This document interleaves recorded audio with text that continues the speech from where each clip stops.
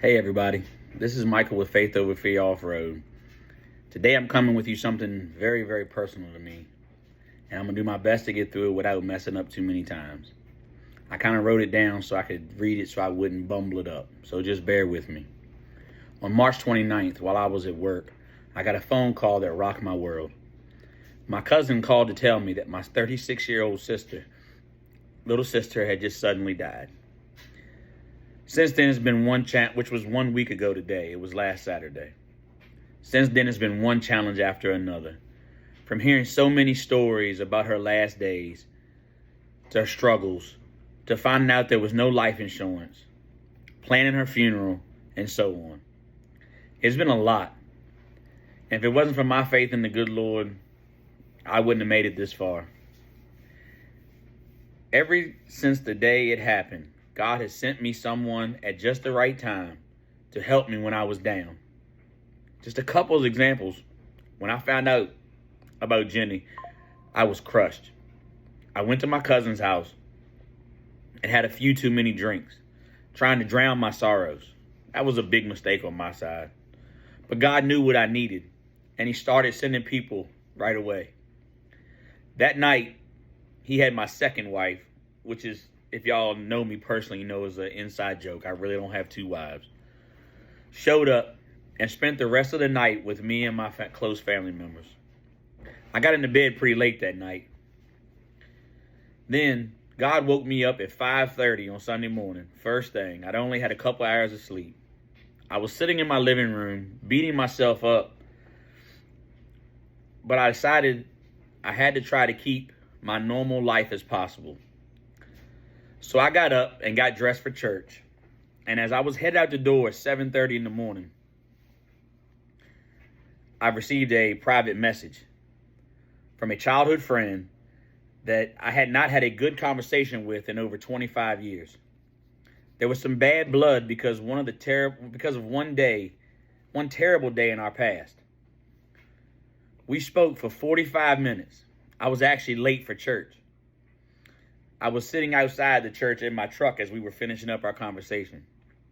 But that conversation really helped to start the healing of my heart.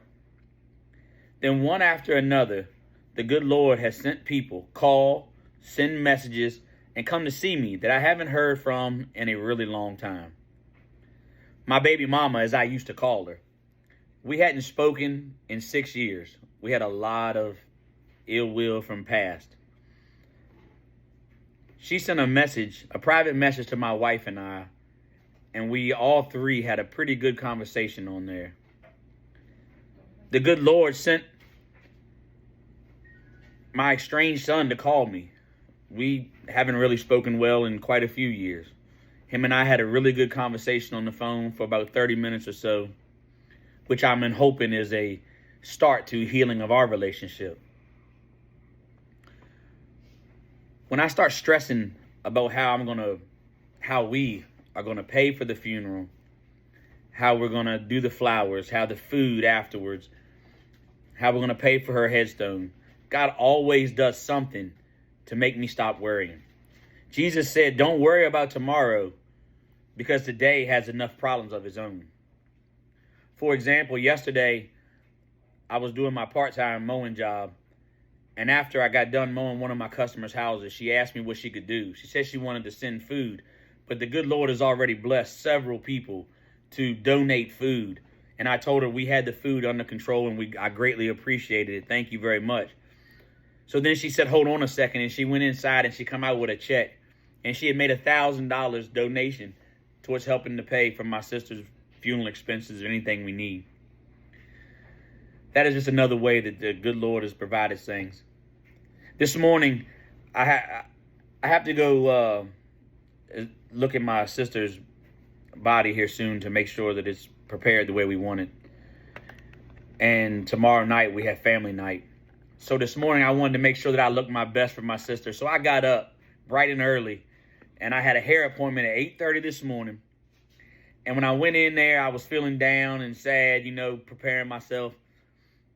Well, at about 8:45, this 5-foot nothing little ball of fire lady come in because she was getting her hair done. And let's just say the good Lord, by the time I was done getting my hair cut, she had me laughing and praying and having a great time in the barbershop, picking up my spirits. And it's mighty funny because this morning, as you look on our page, the Bible verse for the day was Exodus 33:14. The Lord replied, "My presence will go with you, and I will give you rest." So God is truly everywhere. He's always around when you need him. You just have to look for him and trust in him. The next couple of days are going to be hard because we have family night, like I said, and burial. However, I know that God will get me and my family through this tough time. That's why I'm making this post. Not to look for pity, not to ask for anything, but to give glory to God, because he is always good and he's always around, even when we are in our lowest valleys and our worst times and think we're all alone. We're never alone. So I want to thank everyone for reaching out, for their prayers, for their calls, their private messages, everything that you have done. For the people that have stepped out and really helped with my sister's passing, we greatly appreciate it. I just wanted to say thank you to everyone and to the good Lord for always being there. And as if always, if anyone else needs prayers or needs an ear to listen, please reach out. I thank you for everything y'all have done, and God bless you.